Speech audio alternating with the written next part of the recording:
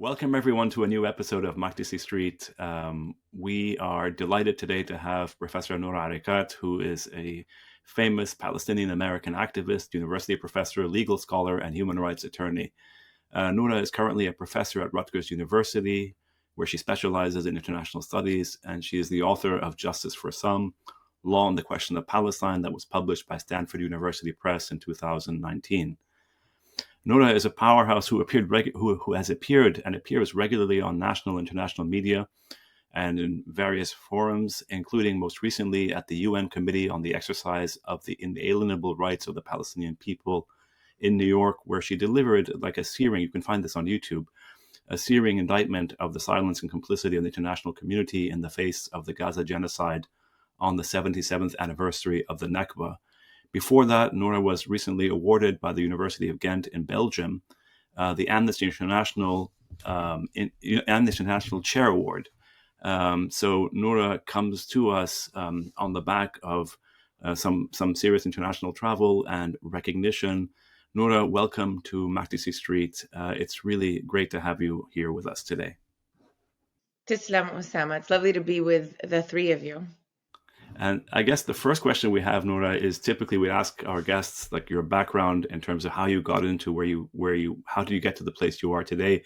But I guess a more pertinent question, perhaps, given what you just said in New York, and given your talk in Belgium as well, your award in Belgium, is how do you continue to advocate for justice in the face of this extraordinary genocide and the extraordinary complicity and silence of so many people around us? What keeps you going? Yeah, I think that's the question, Usama, and I think that's really the question for everybody. Given that we are now on day, what is it, 589 of genocide, and for those who have been following this, we understand that Israel's turn to warfare against the besieged Palestinian population in Gaza really begins in 2004.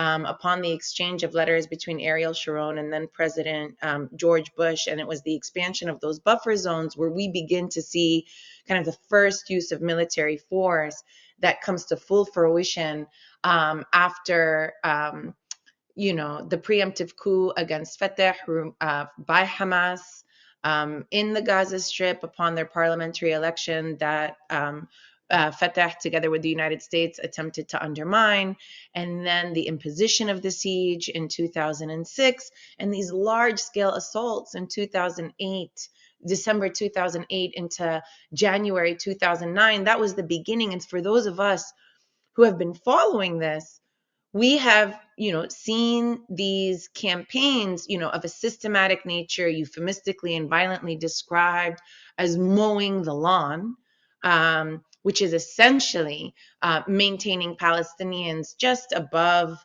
starvation on a subsistence diet so that they can't do more than survive, as the intention was. We've seen this many times in 2008, 2009, and 2012, and 2014, the gunning down of marchers in the Gaza Great March of Return in 2018, another campaign in 2021 during what I would call really the height of acceptance of the logic and the morality of Palestinian liberation. And then now since 2023, and we've never seen it last this long. The longest any systematic campaign has lasted has been 51 days in 2014. So in even my most cynical imagination, I couldn't have imagined that we would be now on day 589, and what's become apparent is that there is an acceptance that Palestinian life is not worthy and does not trigger the response of an international community that has supposedly, learned these lessons from our many atrocities, in our condemnation of racial superiority, in our condemnation of enslavement, in our condemnation of torture, in our condemnation of genocide, and the establishment of the what we have is a liberal world order since the Second World War. And what's become apparent is that something fell out the bottom. Now, on the one hand, it could be strictly that Palestinians are an exception to this remarkable, shift. where all of these rules fall out the bottom, that humanity has no meaning, that in fact, this large scale assault can happen as a way of enriching weapons manufacturers and certain tech billionaires. And this is just where Palestinians are the exception. On the other hand, and this is where I, have tended to think we're going, this is, in the words of Colombian President Gustavo Petro, actually a rehearsal for the rest of the world. That this can happen to Palestinians and is happening because of the thorough dehumanization that has allowed people to make it normal somehow, right? And not all people. Obviously, international complicity has only been matched by civil society's, unyielding protest and resistance.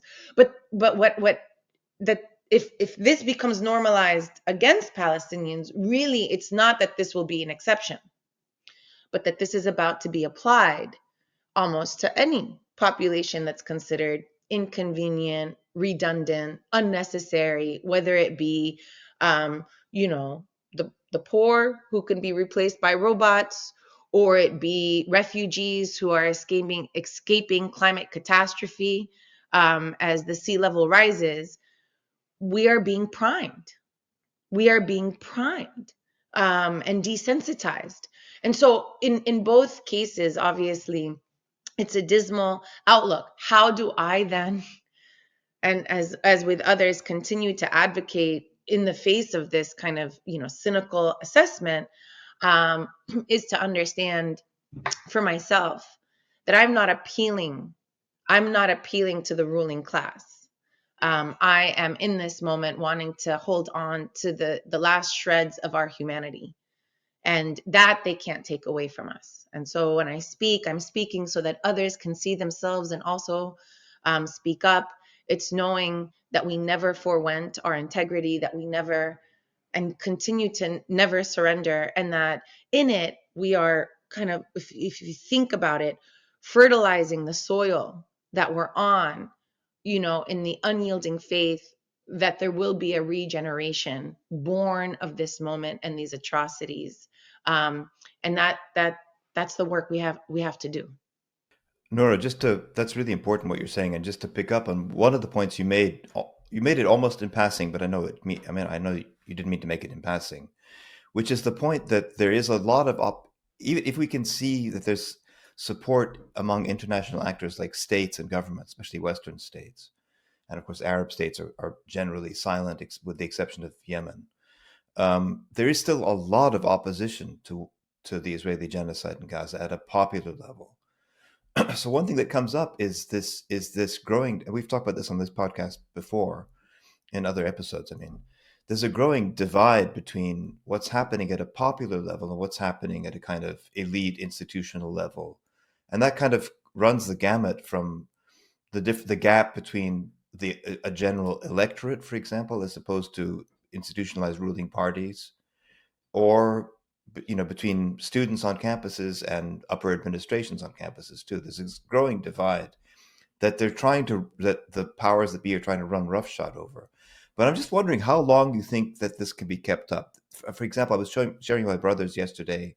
I'm sure you've seen the graphs of the Gallup polls that have come up recently Mm-hmm. that show, support for Israel, support for the Palestinians, and especially among Democratic voters in the U.S. And we can add these to the podcast later, but just the graphs are going in sharply opposite directions. And at this point, Let's say it took a well, genocide. It took a genocide for no, that. no, but no. Actually, was it? Oh, no, actually, the genocide accelerated a trend that was already in place. So it kind of confirmed a process that was already happening. It just the genocide sped it up. But among Democratic voters, for example, in the U.S. right now, there's 3 times as much support for Palestinians as there is for Israel. I mean, it's sort of remarkable then Mm-hmm. that our political elites their heads are still in the sand. They're still acting like it's 1987 or something, and that the world hasn't changed.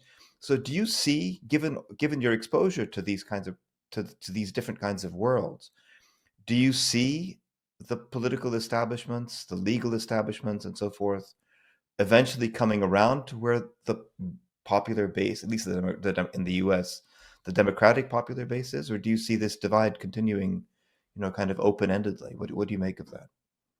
I agree with so I have three things to say in response. Let me first start by saying that I have seen those polls, and I do agree with you and Usama that on the one hand, right, it took a genocide for this dramatic shift, but on the other hand, since these polls started in 2001, the Gallup poll anyway, amongst all Americans, they've only trended in one direction, which is a dropping support for Israel. They've only trended in that unilateral direction. And now we have, this dramatic shift. And mind you, that shift becomes even more remarkable when you think about the level of government and media collusion and university institutional collusion and the amount of propaganda that has been pumped out and the amount of repression, and still to see that shift at the dramatic level where we see support for Israel for the first time drop below 50%, and between 2023 and 2024 alone, a 10% drop in support for Israel's in general. That's Republicans and Democrats. And we see that trend, as you say, 3 times as much amongst the Democrats.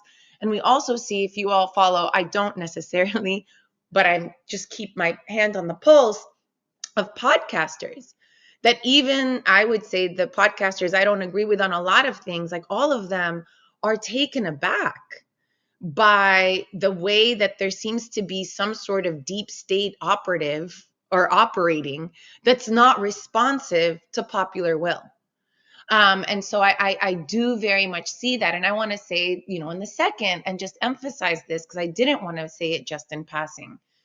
As much as dismal as it is, where we see really the impotence of those in seats of power, it really is an impotence or outright collusion that has been, for me, outshadowed, and overshadowed, by the amount of activism that ordinary people have taken up. When I was at the UN, I met a couple that has basically been in front of the UN every Thursday for almost 585 days up until that point, right? It's the constant encounter with ordinary people doing extraordinary things. When we see students take it upon themselves who have been punished to set up encampments at the risk of deportation and arrest and now hunger striking. Another author this morning had their Black and White award awarded by Australia for their literature rescinded, and they still stand strong. PEN America has had to cancel its award ceremony for the second year in a row because no one will accept the award because they refuse to speak. There has been an incontrovertible change, which also explains what is a counter-revolutionary backlash, right?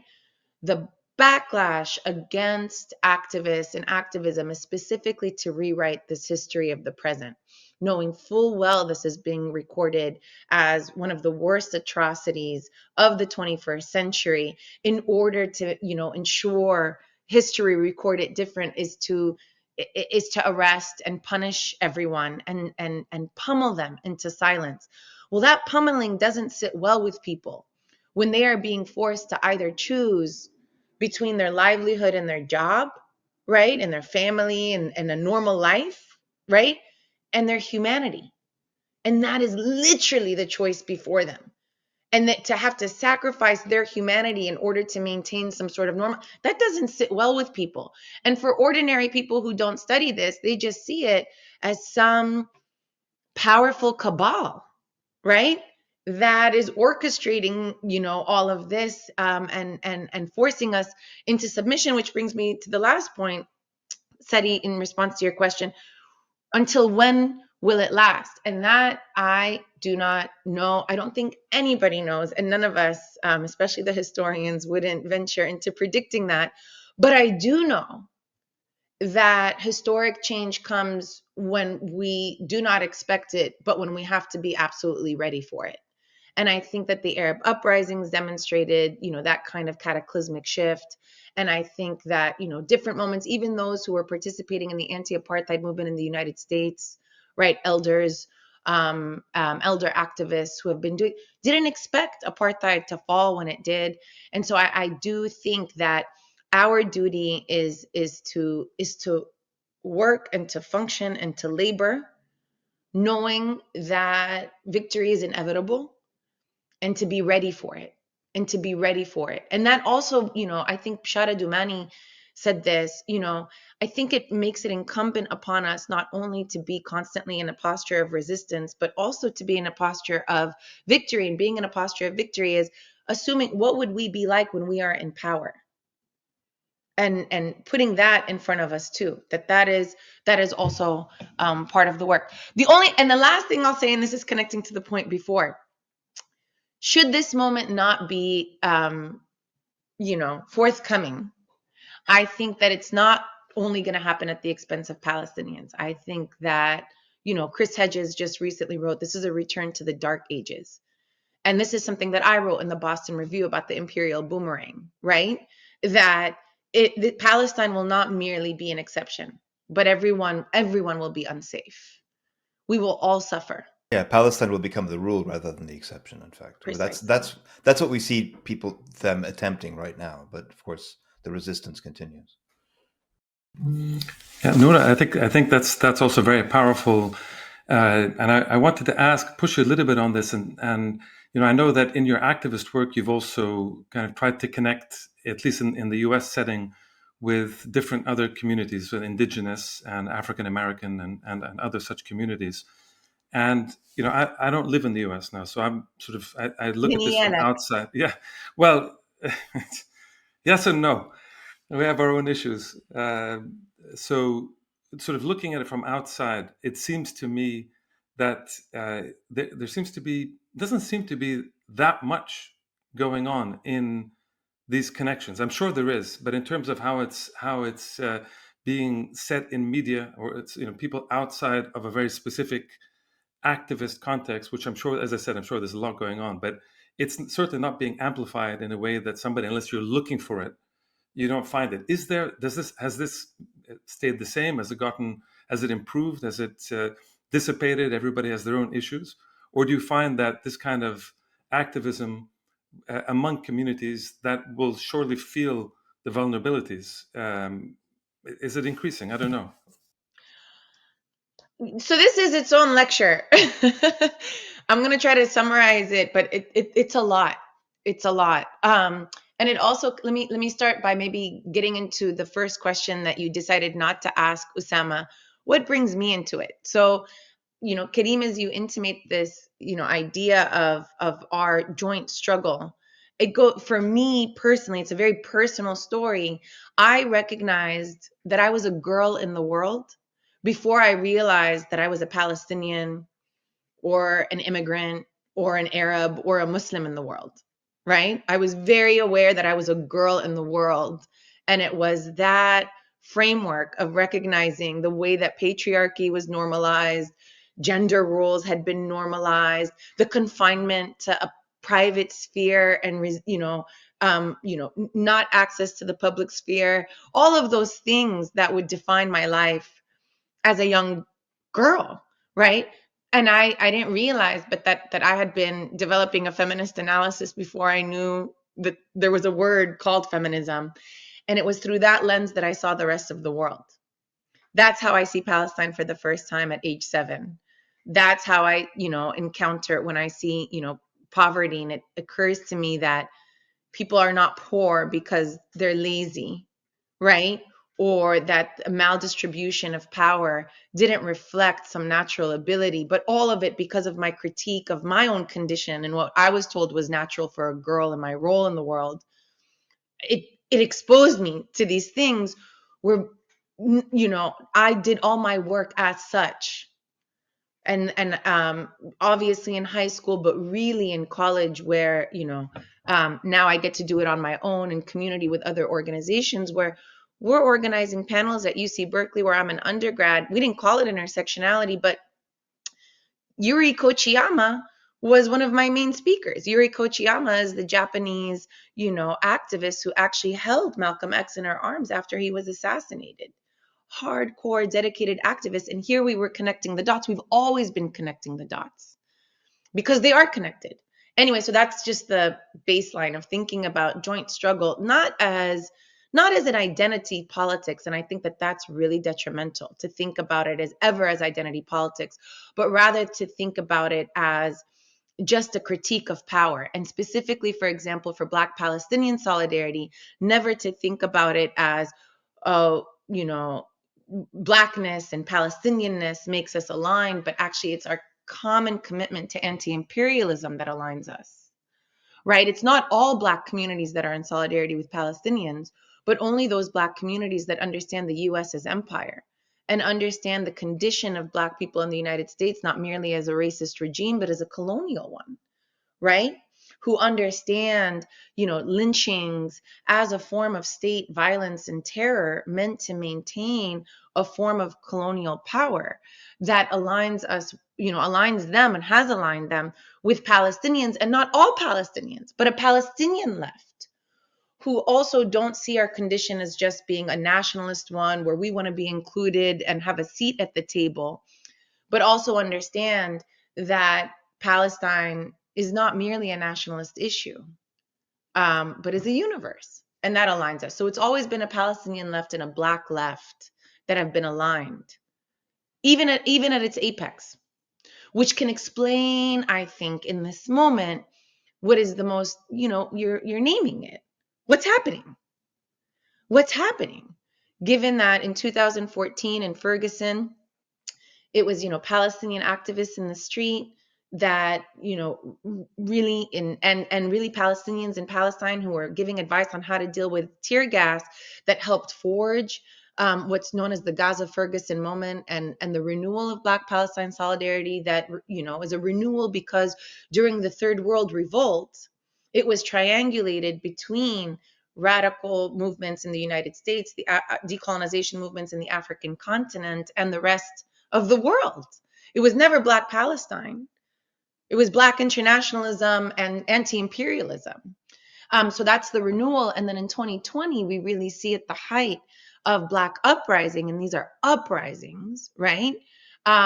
That we see this also a forging of a commitment that those of us in the United States, Palestinians and Arab Americans more broadly, actually have a choice of what side of the color line to stand on.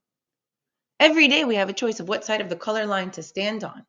We can choose to approximate whiteness, which would align us with the state and with its promises of inclusion and safety based upon this bargain, or we can choose to align with Black struggle who will never be included in whiteness. Everybody else is eligible for whiteness except for those who are racialized as Black. And so that was another apex. And what we're seeing now, right? Where is it? Where is it? You see individuals, but those individuals are so committed to Black internationalism. I mean, Robin D.G. Kelly, Angela Davis, Ruth Wilson Gilmore, Keeanga-Yamahtta Taylor, and, Ajamu Dillahunt, and so on, Hootie Peterson Smith. There are many, right? But as a movement, there's something that has fallen out the bottom. And I want to say that there's two things happening. On the one hand, there's been a deliberate effort really to co-opt Black struggle and to corporatize it into something that can be safe and performative, that doesn't challenge power in general. Because Black uprising has subsided almost across the board in regards to their own condition, right? And so I just want to say that. And by the way, other examples. Sorry, Noura, sorry to interrupt, but just more specifically, I mean, I see where you're going, but I'm talking in this recent kind of over the last year and a half. Are there specifically, groups, for example, on campuses? Again, not individually, of course, on an individual basis, but sort of on a larger activist basis. Are there groups that are coming in? We hear a lot about, for example, Jewish Americans being part of the encampments, being part of the protests, etc. And we've talked a lot about this, and of course, it's significant. But are there larger kind of African American groupings that are working on this behalf? Are there others that are in these campuses specifically as such? Does that matter? Is that just a silly question? I mean, so I'm not. So I mean, are there? any groups that are doing this in their name, I mean, I would have to interrogate that in general. Which groups are doing it in their name besides Palestinians and those who are, identifying as anti-Zionist Jews? I don't know that, how many socialists and, even Muslim groupings that are coming, under these identity banners. What I will say is that on campuses and in every single protest and in every single activity, yeah, Black communities are organizing themselves to show up. But are they doing it in a way where they see this as their future? Are they organizing in this where they understand that the genocide of Palestinians is making them less safe? No. And that was bringing me to my second point. One is that it's being, that Black uprising has been decimated and not decimated. It's obviously still very fervent, but like co-opted significantly and weakened. I want to just name more people: Ashley Henderson, Kenny Stills, Ta-Nehisi Coates. There's just so many folks that are on the ground doing this work and organizing in their communities. But here's the other part, and this is the part that is hard, but has become really evident and became really evident in the lead up to the elections. There has also been a way in which I think many racialized communities have harnessed their identity as Americans in this moment, and really harnessed their identities as part of empire in a way that sets aside all the ways that we have been unjustly enriched, right? In the United States, as being in the heart of empire, that we take for granted these privileges, but also that creates this false line between over here and over there. And that has been incredibly disappointing to see a narrative of, for example, Black resistance against Trump framed as an existential crisis of Black communities in the United States that totally accepts and normalizes that resistance can happen and be successful at the expense of Palestinians. When we see Senator Cory Booker speak for 25 hours and mention Gaza once in response, and only in the context of USAID and the shipment of condoms, right? And to have him be celebrated, amongst so many minoritized Wait, and then communities. sorry, Nora, and then he votes after he finishes his 24 hours. Doesn't he? Went and he voted for more aid to Israel. That's right. It's unbelievable. It's And so unbelievable. here is, Not, and this not is aid, where it's about more bombs for Israel. Bombs, whatever. Bombs. 87 senators voted for those, bombs. And that Karim, I think you're getting to that. I wouldn't highlight any particular community. I think it's all communities that have this false narrative that really harnesses their identity as empire, as Americans, right? Correct. It's jingoistic, it's xenophobic, it's, we're going to save ourselves. This is our own threat. And this is the crisis before us of how do you overcome that? So how do you overcome that, Nura? I mean, so following up on your really excellent question. And it's also obviously very difficult because there are some amazing individuals and there are amazing people who have been in solidarity with the Palestinians.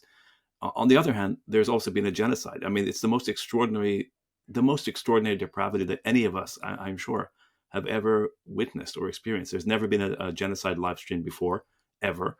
And yet the silence, the complicity across the board, and we're not any particular, it's not just any community, but how do you keep going in that sense? And what gives you some sense that the intersectionality is as opposed to those who say, Nura, that we collectively need to work within power to actually to actually sort of play, and do you see what I'm saying? There's those who say, okay, forget the intersectionality because that's a dead end, because in the end people are not going to help us when push comes to shove. The only thing we can do is actually work within the system.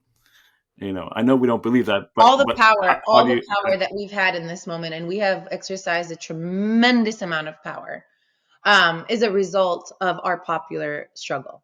I think the fact that South Africa went to the ICJ, the reason they can go to the ICJ is because we made it impossible for them not to, right? The fact that they could have gone to the ICJ. What do you mean, Nora? Can you explain what I mean?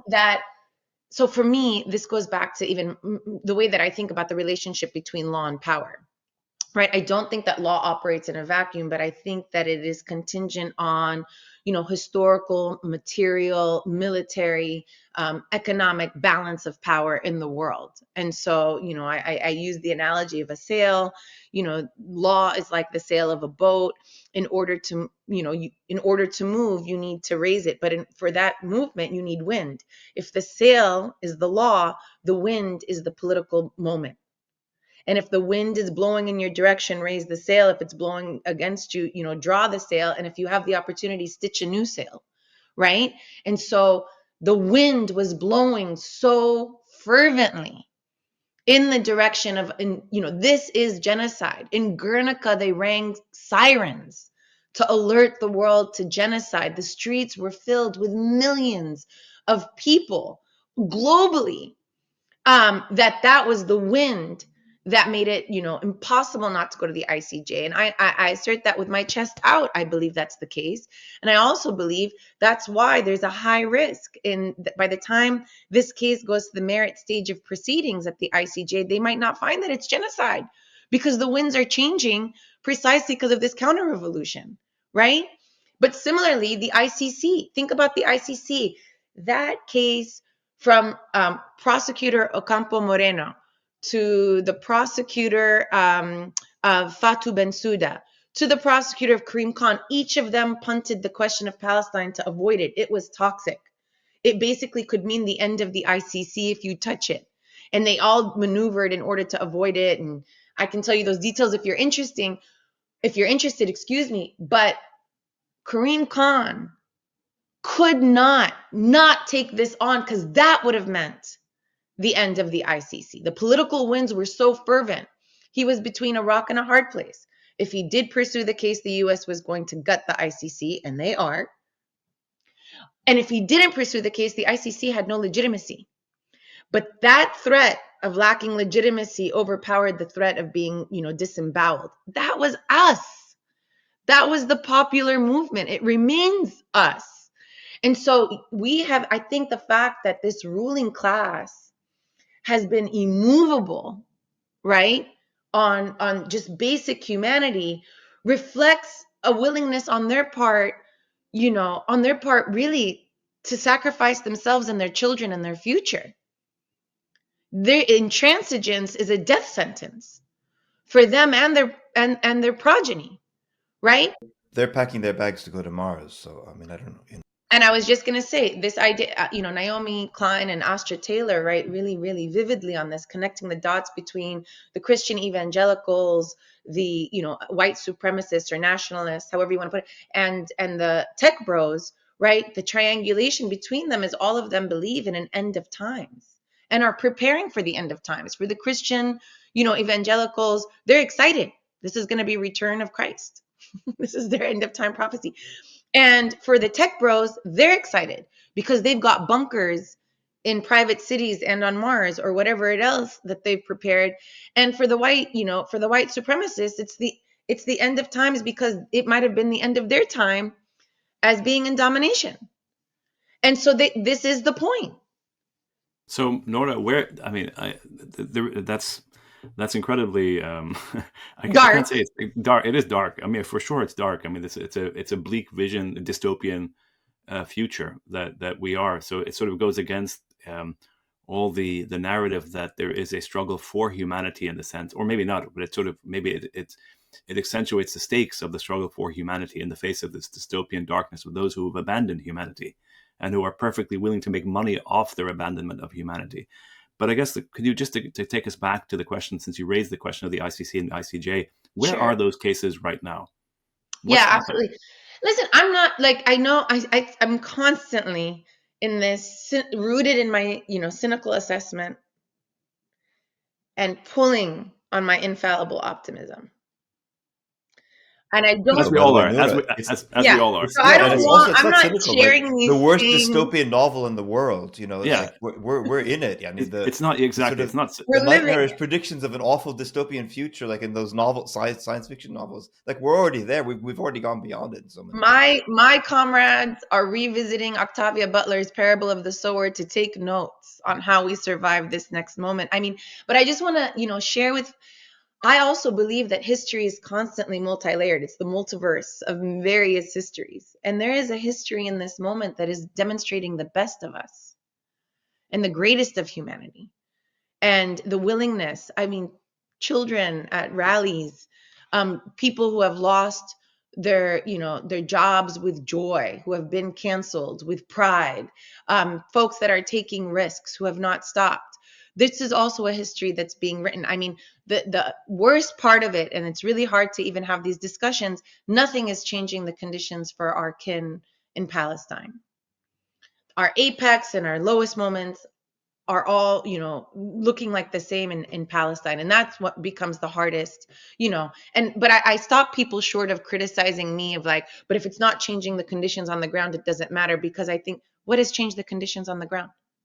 The only thing that ever changed conditions on the ground, frankly, was the use of force, where, Hamas was able to negotiate in the past the release of prisoners, the expansion of the nautical mile zones for fishing, right? The easing of the blockade. What else? And in this moment, we found that the response to that is to annihilate us. So I don't want to fall into that narrative, because that makes us feel powerless, and we're not. We're powerful.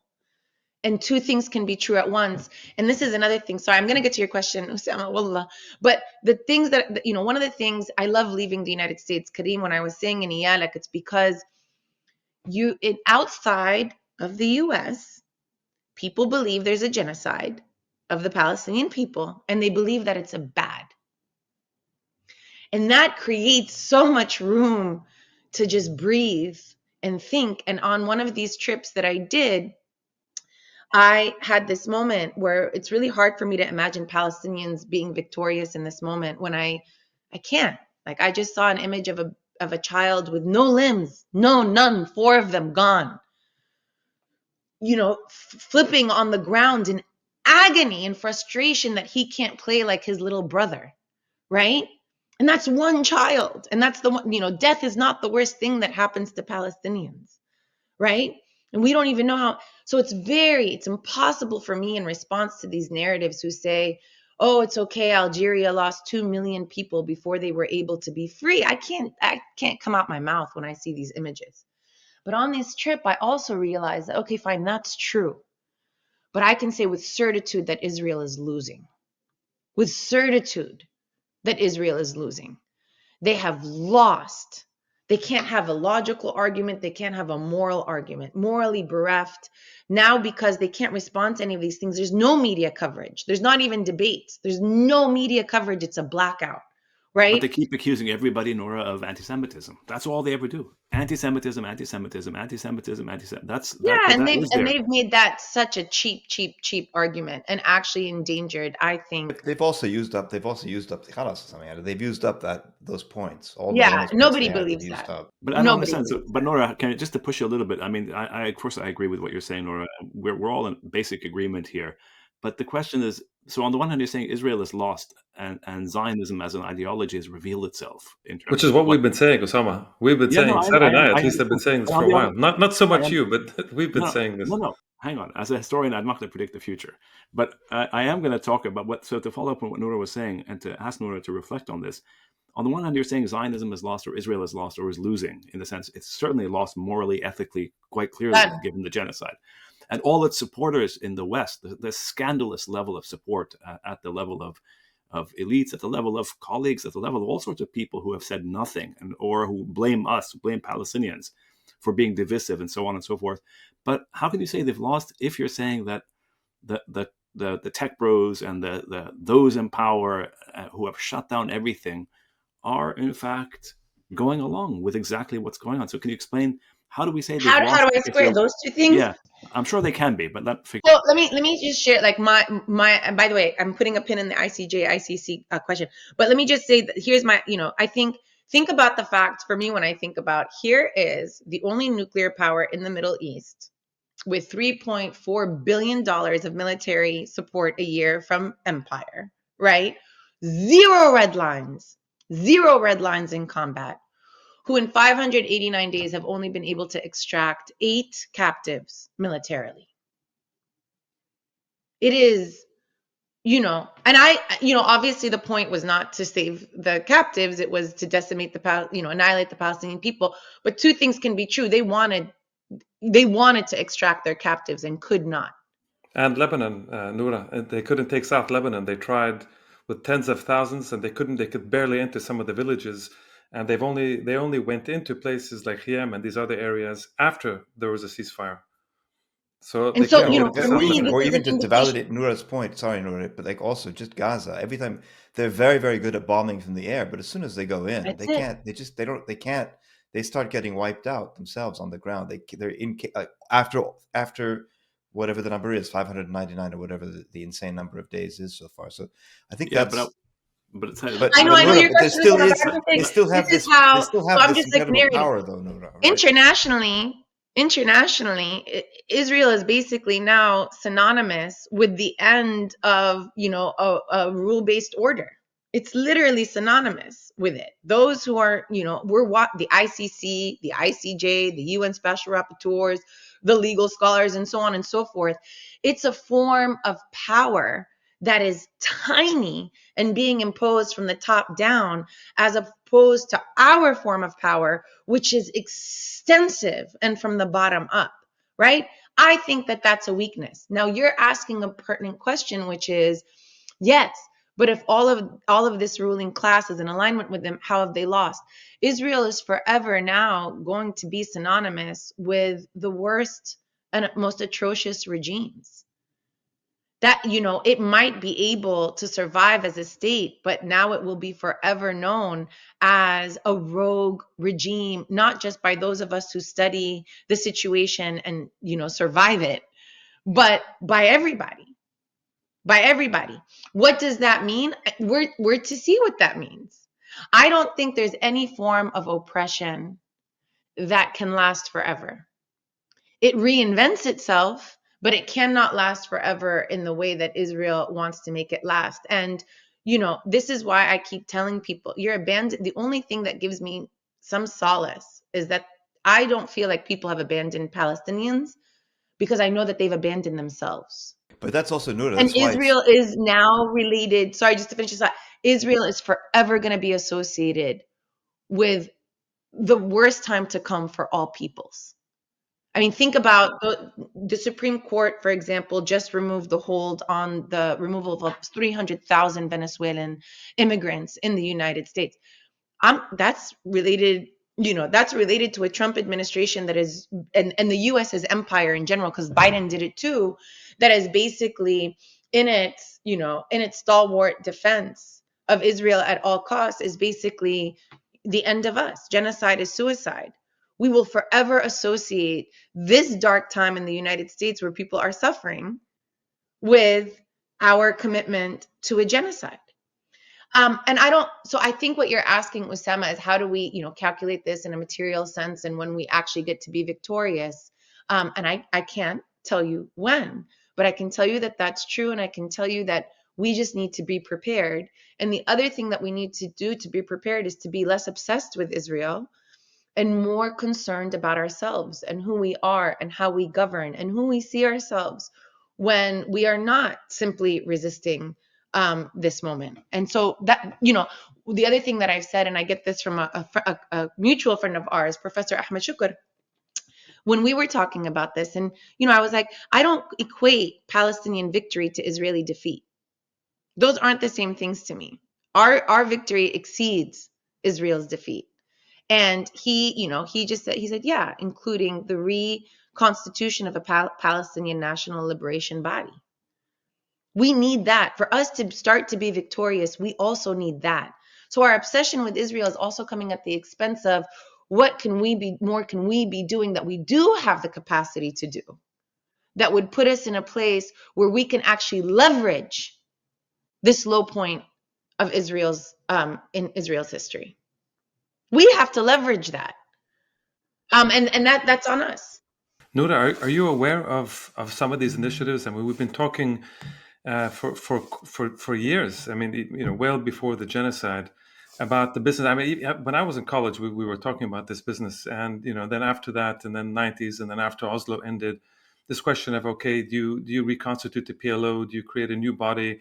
Institutionally, how does one Yep. think about liberation? How does one keep the advantage of the PLO as the only body that has representatives everywhere, including refugee camps and all that? And on the other hand, this authoritarian grip by the Palestinian Authority on the PLO, on all these different movements, the kind of repression inside, the repression of dissent on the inside, all the collaborations, frankly, that are taking place. Are there initiatives going on outside of people like us thinking about it and talking about it and saying it's Right. important, Right. and something, or is there something being done that you're aware of that I'm not aware of? And if No. not, do we still think that the best way forward is to try to reconstitute the PLO and somehow salvage the PLO from the PA? Let's end the PA. Let's go back to the PLO and let's rebuild, but now with a much kind of greater awareness, with generations that are no longer encumbered with the kind of the old ways of thinking, and a much more globally oriented situation. How do you see that going? So, yes, obviously, I was part of these efforts. I think maybe with you, Kareem. I mean, in the United States in 2006, before the internecine split between Hamas and Fatah, we had launched the U.S. Palestinian Community Network, which was, this idea of transnationally trying to convene ourselves as Palestinians to be able to make decisions for ourselves. And, that still lives on. We convened 2 national conferences, but we're deeply affected by the split. There's other efforts that, I think the Palestinian Youth Movement, which is a transnational movement of young people between the ages of 18. I think they cut off young at 40, so none of us can be included. Sorry, y'all. Maybe even 35. But that they have also reconstituted this You're very generous, by the way. If it's just 40. Get the compliments where we can. And this transnational movement that has tried to bring together Palestinians, and there are many different languages and many different contexts to align as such. The Palestinian Feminist Collective, which is also doing something very similar. There are a lot of initiatives that have been attempting to build ourselves globally outside of the shadow just of Zionist repression. Noura had this, I think you obviously probably saw it, her opening to the UC People's Tribunal, that we are more than what the Zionists do to us, right? And so they have connected ourselves, but is it at the level that, and then there's the other initiatives, Professor Karman Abulsi, who attempted to, initiate a vote. I don't think we should resuscitate the PLO.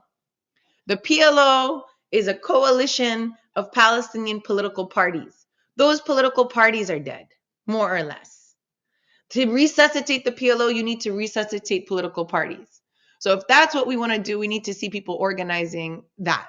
But if we're not doing that, and what we have is individuals trying to reconnect, I think it's just really important for us to be doing that work. And yet we haven't had the space and time. And like we have all acknowledged, right? The PA is part of our oppression. They have assassinated Palestinian journalists and children, right? Now, somebody who should have long stepped down has just announced undemocratically that the next leader will be a security man, Hussein Sheikh. We are not being represented. They are not apparent in this moment. And at the same time, if you go to a body like the United Nations, everybody defers to them, right? And I think that 2 things can be true at once, where we can be building this at the same time. But this goes back to this idea of we can be doing the work that's not merely targeting our adversary, but aimed at strengthening ourselves so that we are ready to be in power. Nora, if I may ask, what is that work? So just to be clear, like you're saying, so are you saying, okay, the PLO is a different era. So we're now in a different era. Therefore, we should be focusing on building something new as opposed to trying to resuscitate something that's gone, which makes sense. But what is it that how do individuals in that sense, in other words, and institutions, can you but also institutions, yeah, somehow. yeah. Not What's just the relationship individuals. That's why I'm asking, what's the relationship between individuals and institutions in forging this new future? Right. Well, I'm not doing this work myself, so I'm not going to, so I'll just tell you things I think about. Again, we're all, professors here, so we do a lot of thinking. But I'm very much, I do identify as a scholar activist, and I live as a scholar activist. So my thinking is reflecting also what's happening on the ground. Oftentimes I'm trying to answer questions that the movement is posing, right? And so when I think of what is the work look like, I think of the PFC, for example, which is working to oppose gendered violence and patriarchy in our communities, and to call it out, and to insist that our liberation is not sequenced so that women are free only after the nation is free, but is doing the work to address this violence internally. I think of the work of Vivian Sansour, who has dedicated her life to studying seeds in the earth and the relationship to Palestinian histories and the story of land, not just food for survival, but a story of a people. Who are we in relation to the seeds, right? I think of those who are focused on our on our folklore, on our traditions, on our songs, right? All of these things, what some, indigenous studies scholars have called indigenous resurgence. All of these things that emphasize that we actually know who we are and what we are, that we exist regardless of what's happening around us. And so that's the work.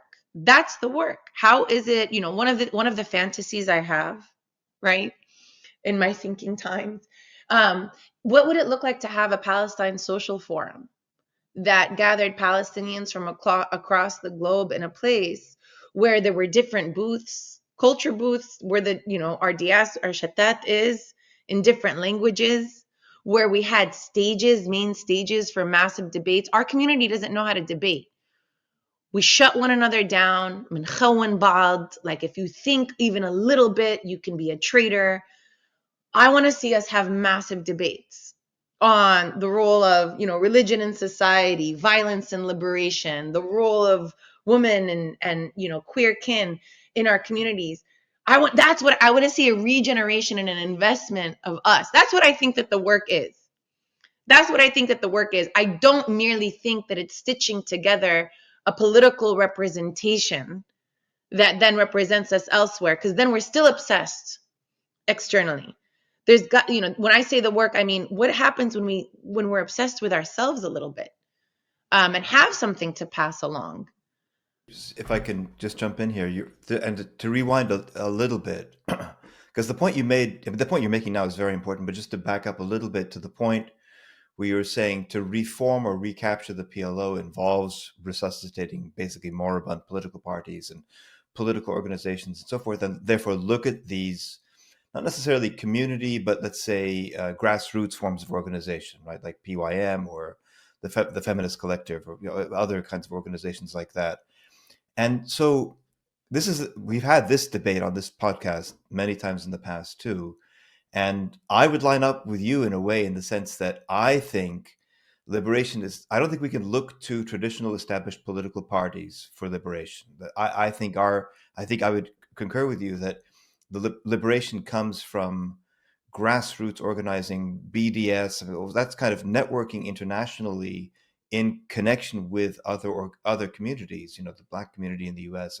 and other communities internationally, immigrant groups, and all the kinds of things, the so-called intersectionality that we touched on, a few minutes ago. But there are those who say, so that I'm going to play devil's advocate I'm going to say something that I actually disagree with, but I want to Okay, let's hear push you it. on Let's this point. go. No, because I agree with you, but I'm going to say what the counter argument I often hear, and I'm sure you must hear the same thing, because we're making parallel arguments here. You have to have political parties. There needs to be a party somewhere. For example, like the analogy it's often made is the liberation of South Africa, the end of apartheid in South Africa. I've often made the point that much of the impetus in transforming South Africa came from outside, from the international isolation of the apartheid regime, from boycotts and sanctions and so on, and mobilization and college campuses in the 80s, and all the forms of international activism. And people often say, yeah, but that wouldn't have happened without the ANC. You have to have a Mandela. You have to have an ANC. Mm. Articulate the vision that then, so so these are two, it's sort of like, I don't know, centrifugal and centripetal kind of directions, or mass-based protest movements and, alliances, as opposed to a centralized party. Personally, my suspicion of the party, or a centralized party, or a leadership structure and that kind of thing, and the Palestinian case is the proof par excellence. Parties and leaders are easily co-opted or assassinated, right, and diverted or captured by those in power. Whereas it's much, much, much harder for them to capture a grassroots movement. The first Intifada, was so powerful because they didn't know how to stop it, because it was nebulous, right? It was rhizomatic rather than arborescent, to use that kind of language, right? So when you hear that, I'm sure you do, you must get it. The counter argument, there has to be a party. There needs to be ultimately a party, PLO, whatever the party is, or some new party, as opposed to just rhizomatic, grassroots based intersectional organizing that's internationally dispersed. What do you make of that? What's your response to that counter argument? Yeah, no, this is I you know I truly believe that it's something that's taking shape and in the becoming that hasn't crystallized and is not apparent to us. But I hope that in struggle becomes apparent. Oftentimes answers reveal themselves in the course of struggle, not preceding it, right? And I say that very much in my own study of Black Palestine solidarity, where it wasn't it it was in the course of struggle that kind of alliance was sutured. It didn't pre-exist it, right? And so similarly here, I think so. Here's how I'm thinking about it, Seti. I want to say that I do believe that there's a certain kind of work that's just aimed at cultural shift. You can have a change of power, or you can have power that's at odds with a culture that is the weakest form of power. And that's what Zionism is right now, right? They're in power. But culturally, they've not convinced anybody, and that's the weakest form, and it's very repressive. And so I think that this idea of the massive grassroots is necessary because we constitute that cultural shift and see change. We are the foundation. We are the foundation so that when we do, and when because it's inevitable, when we are in power, right? It's not a paper structure. It will be formidable. And so it must be a priority and supported in the work that we do. Then there's this idea of, yes, but the world works through finance, it's capital, it's government, and so on. And so what do we do with these structures? And here I believe that we also need, in order to be able to leverage this amount of moral power that we do have, right? And popular power that we do have, to translate that into some sort of also political, and the big P, we need a political body to leverage it. It doesn't transform on its own.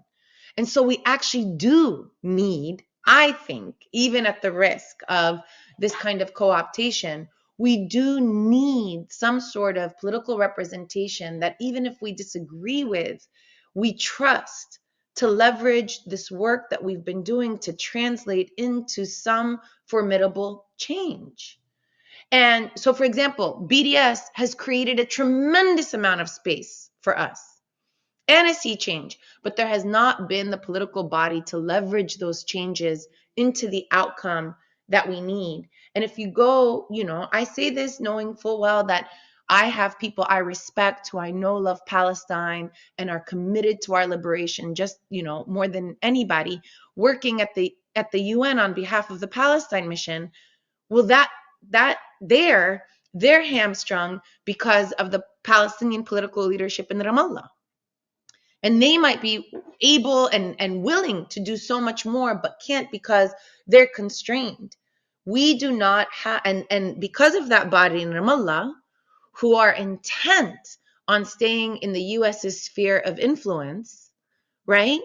They are the reason that these delegations at the UN can, on the 77th year of ongoing Nakba, pay homage to a diplomatic conference happening in June to resuscitate this two-state solution, rather than all committing to an arms embargo. Had we had a leadership that called on these states to impose an arms embargo, they would have had to. They are deferring to the Palestinian leadership, and the Palestinian leadership is telling them, we'd rather get the state. And so we'll go along with what the US wants, which is paying our salaries. And so I think two things are true. Our future cannot exist without our collective power. But in order to really leverage that into, a change in our material condition, we need a political representation at that level. The fact that, they should be running they should be running across the globe in a marathon demanding an arms embargo. From what I've read, however, and I don't know, I read it in one document that Hussein al-Sheikh was in Riyadh trying to tell the Trump administration that if they sent the PA into Gaza, they themselves would destroy Hamas. I mean, that's what they're doing. And so two things can be true. I don't think, I think what we're doing is what we must do. How is it that we reconstitute ourselves and to snatch back this platform, not to be in power, but to be able to leverage the power that we have, is that, is the conundrum. And to figure out how it is we do that, it happens in struggle. It happens in organizing. It happens in convening. And at the moment that Palestinians have been close to that, we saw how the PA turned their guns on Palestinians in 2021. But Because then, it was but apparent. Noura, Our power is apparent. what this suggests is like that project that Karma and other people have worked on to recapture the PLO. It actually, there is like to rescue the PLO from the jaws of the PA. Or that's at least one version of how one can imagine this kind of struggle, because the PA obviously is bankrupt morally, intellectually, politically, in every conceivable way. It's irredeemable. There's nothing good that can come from the PA or anybody connected to the PA. So, but the PLO, with, as Karim was saying earlier, the international network, the UN seat, the international legitimacy that it struggled for all those years back then in the 60s and 70s, maybe there's something to be said about somehow recapturing the PLO. Or maybe creating something new, because again, I think that the Yeah. PLO was constituted of political parties that we don't have. And so what does it mean to reconstitute ourselves? You know that they actually do have PNC elections. Yeah, I was going to say, with the PNC, maybe the Palestine National Council, for example. But they have. And, I remember being in a room with somebody who and I'm not an ageist. At this point, I'm bordering on elder for our community. It's not being an ageist. But when I remember after the last election, I turned to this gentleman and I said, what a joke. Like, we haven't had actual, democratic elections to let people, Palestinians represent themselves. And he says, what are you talking about? I was just elected. This man was inching on 70. And he says, I represent the young cadre. Yeah. And so it's not that they will tell you that they're having their elections. They will tell you that they are working on this. And there's buy-in from the whatever, leadership of the Palestinian political parties exists. There's nothing to resuscitate. There's only something to create at this point. We must create it. We must create it. We must claim the mantle of representing our people.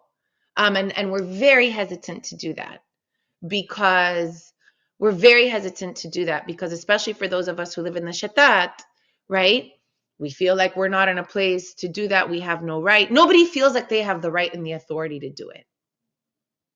How do we overcome that hesitation where we do take up that? Even the BNC, which is based in Palestine, won't take up that mantle. Will tell you, we have no right. Who are we?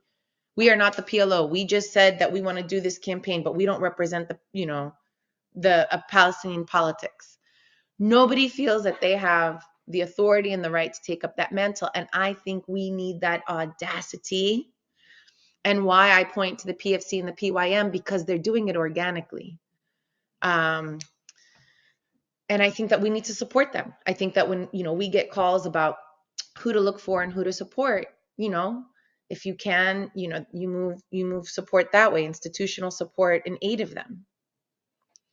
There's a lot of money. That money isn't going to them. That money is going to, Palestinian institutions that aren't doing us the service we need. Yeah, Nura, as I think this is really important, and as we begin to wrap, I mean, I do think I agree that in this discussion of the Palestinian Authority, I just don't understand how anything can proceed until the Palestinian Authority is dismantled. I just don't understand. And the connection we've had discussions on this pod and with my brothers, sort of in general, about these what sometimes appear to me to be very disconnected levels. And I know it also from within Lebanon itself, where you have the kind of BDS movement, the kind of on campus movements, all that, which is incredibly important. But then you have actual resistance, actual people living, in under occupation or under, now genocide, under, all this kind of barbaric kind of conditions, and now ethnic cleansing, etc. And the thing that in principle connects them are these institutions like the PLO, etc. And that's supposed to be what's connecting. And in the absence of these institutions, the question I know you said is a conundrum, and I agree. I mean, how does one, those outside who are really inspired and activists and are doing incredible work, it's true, they're not there to speak on behalf of those who are under occupation, et cetera, except through advocacy and awareness and advocacy and scholarship and things like this, clearly. But in terms of making decisions on their behalf, it's, you can't form an institution in New York and say, okay, now we're speaking on behalf of people, under occupation. So this is. I mean, I'm not sure any of us here we don't have an answer to this, obviously, but just to kind of end this on the question, going back to Gaza and to trying to again to reimagine sort of what's going on now, this horror show with this genocide, with the ethnic cleansing, with this latest kind of rumors we hear Trump wants to take 1 million people and put them in Libya, and the Israelis have been trying to say, okay, we'll take some to Sudan, and I don't know, sort of, basically take these people and put them across the world. Colonial fantasies, right? Colonial fantasies. But on the other hand, I think we started this, and I think it's interesting to end it like this, which is to say that the kind of global resistance to that project will maybe resuscitate a little bit of a new international kind of order, because if these people are removed from Gaza, and if they are put in Libya, a place like this, you really, that is the end, the definitive end, I think, of this kind of order. But conversely, can we say that if that doesn't happen, and if this pressure does, with all the cost, this impossible to imagine kind of cost, but if that project does fail, and if the ethnic cleansing does fail, does this reopen a different international order through which Palestine is at the center of, in a sense? If we prevail, and we will, when we prevail, Palestine will guide us. Palestine will guide us. I absolutely believe that. Palestine has illuminated the colonial nature of the world. Palestinians are the only ones, in my opinion, who are actually still free. Everybody seems to be captive, being pummeled into being the most compliant, supplicant forms of labor, right? People have really traded in their liberation and their life in order for this nominal form of security and stability in the short term. And I think we've just lost the plot. I think we've lost the plot. And if the opposite is true, then nobody is safe. Nobody is safe. And literally, Israel and the US brought upon this new dark ages. And that's what, that's the other possibility, that they literally brought upon the dark ages in this historical moment. And this is how they'll be remembered. This is what they are known for. But yeah, I think that our job is to fight to win. And we fight to win in the ways that we know how, and we encourage those around us.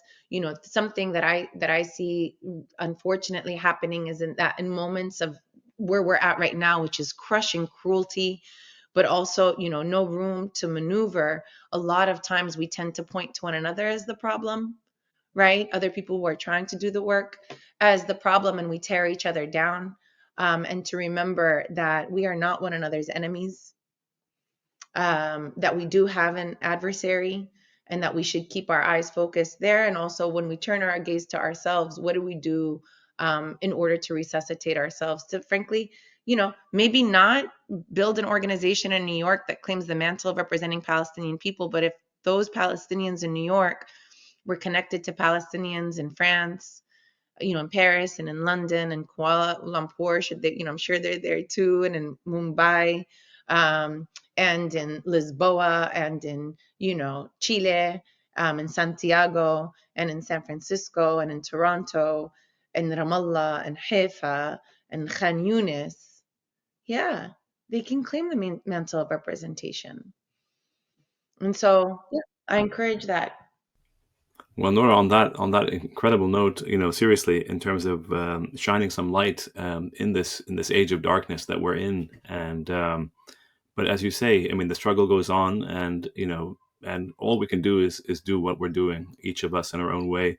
But really, thank you so much for all that you've said, and thank you for what you do, and thank you for reminding everyone again of the need to continue to shine light, because in the end, it is what is going to lead us, hopefully, That's it. to a better place. Thank you, Nura. Allah. Thank you, Thank Noura. you for having me on Thank MakdisiStreet. you. It's a lovely avenue. Thank you. Okay, so that was an extraordinary episode with Noura Erakat. Before we get into our typical rap and discussion amongst the brothers, a quick shout out to all our supporters on Patreon. We really appreciate all that you're doing, and for anyone who wants to sign up and support the show and support the production of the show, please, there's a link in the show description below. It really does help us continue with this show.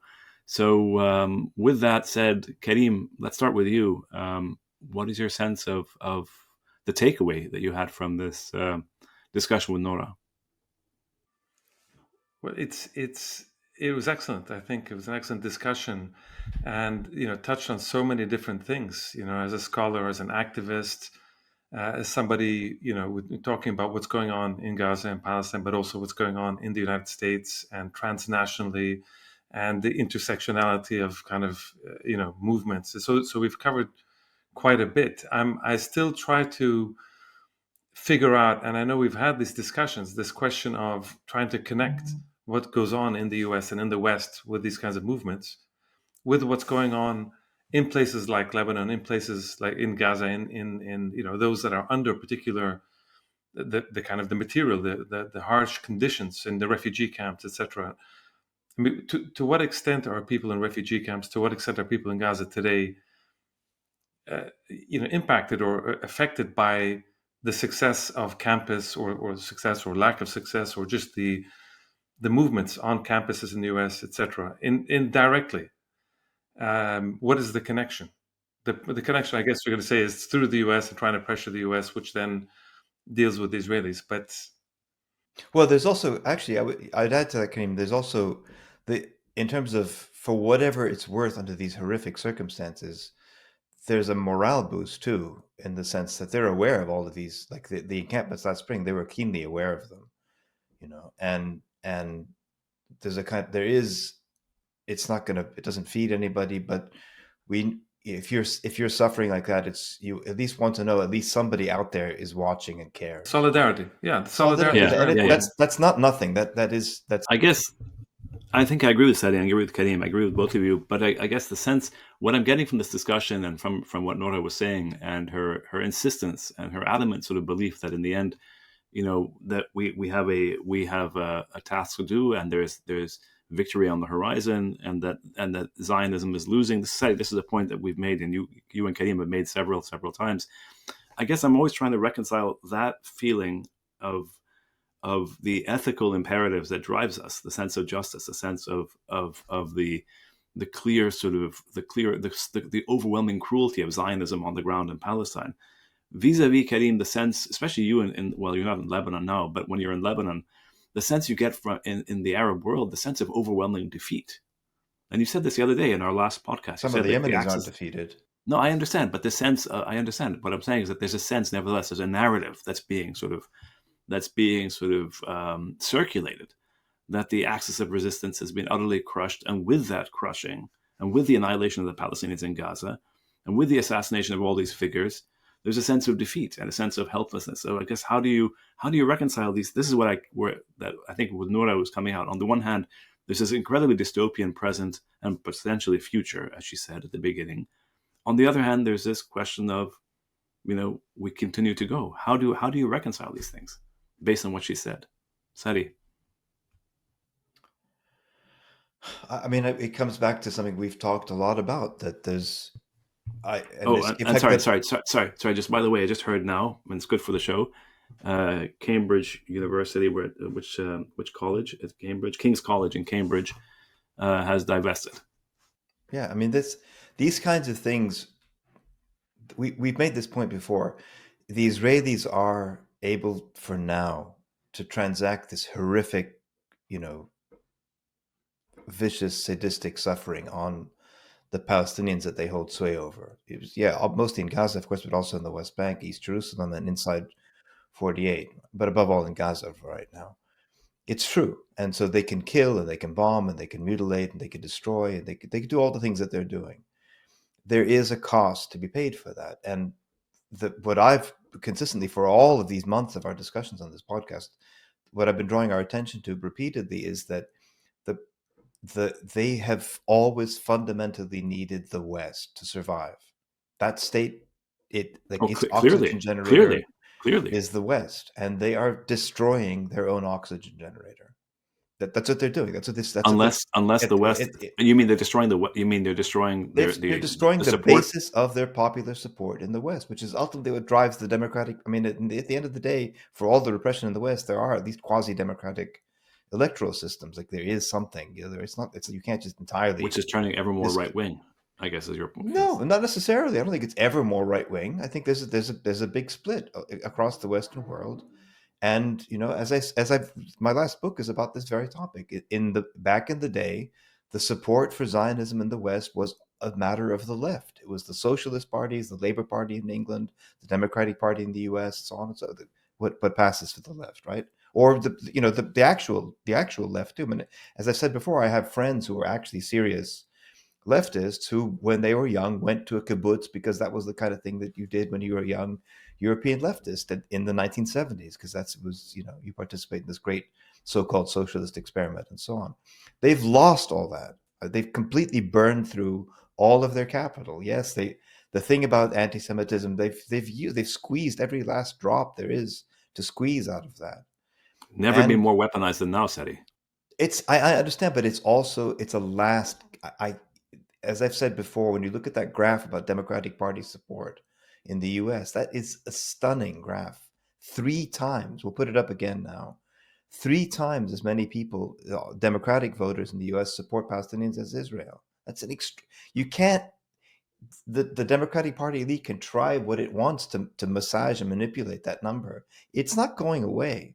And the more harm the Israelis inflict on people, the more estranged they are from everybody else. Nobody wants to be connected to these people. The pressure will come to boycott them from Eurovision, and boycott them from FIFA and from the World Cup and from the Olympics and from international competitions and conferences, as happened with South Africa. That's coming. It's just this idea that the combined riot police of the Western world are going to be able to keep their throats on the entire population of the Western world open-endedly. That's not going to happen. That's not sustainable. Or if it is, then we really we're like in some nightmare dystopian science fiction future, and that's the game over basically. And the Elon Musks and the Peter Thiels of the world have won. I refuse to countenance that prospect. No, hopefully categorically refuse it. Sorry, I mean, obviously, none of us want to countenance that dystopian future. Karim, what to answer the previous question about the business of reconciling the sense of defeat and the gloating among those who are in let's just call it the Arab neocons, who are many, alas. How do you read the situation that with what we heard today on the podcast, and Sadi's point about that in the end, Zionism in the West is increasingly upheld and supported through extraordinarily coercive and overtly coercive measures. It's no longer, as Sadi is saying, a question of liberal hegemony. That's gone. Yeah, I'm not worried about the Arab neocons because I don't think there are that many. They're some prominent Opportunistic voices. They're They're bunch. opportunistic, but actually you can count them on. I mean, how many neocons are there in the Arab world in that sense? And these neocons disappear as soon as the Israelis are in a tough moment or America is not kind of paying attention.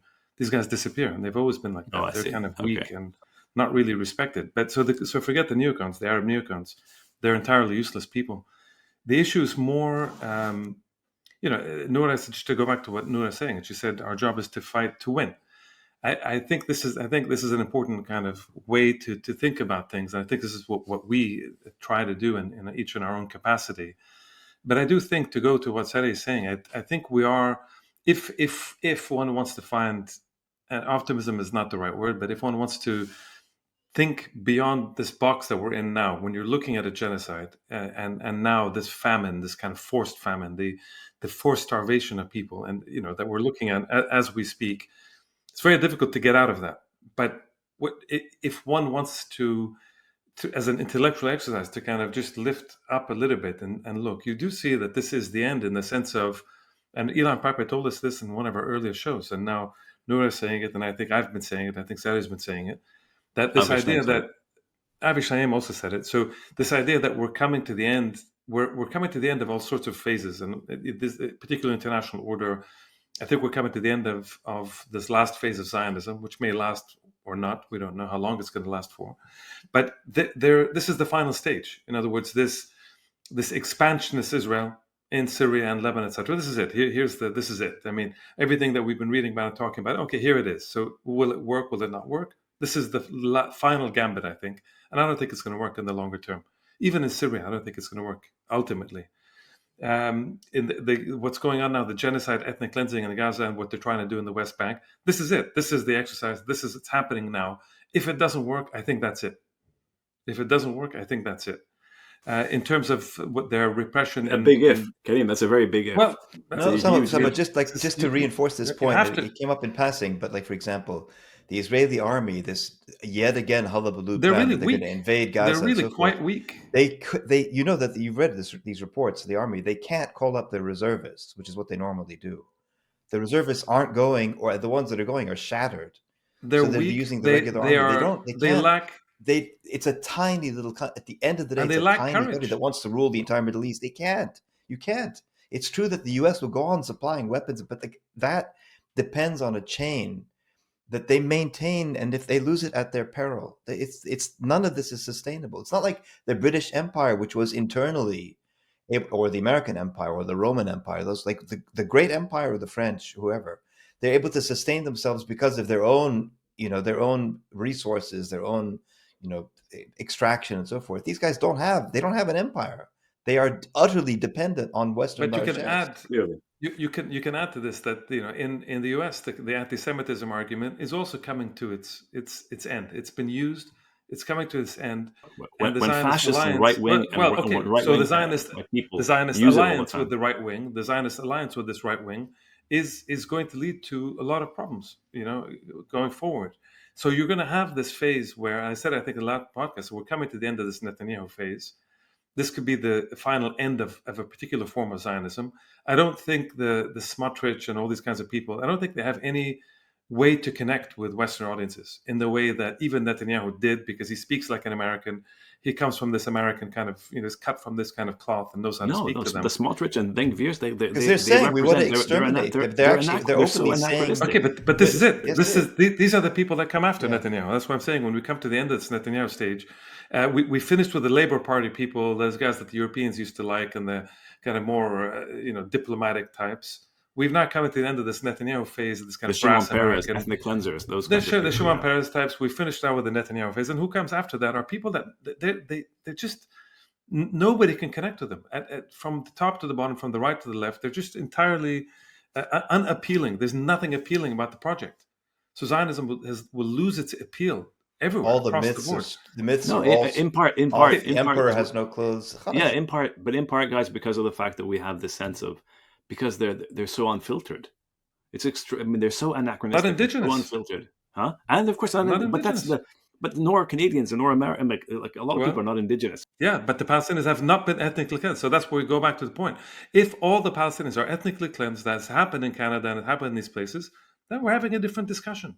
Then it's a totally different. And as we said with Nura, then the international order, all this stuff. Then we're having a totally different conversation.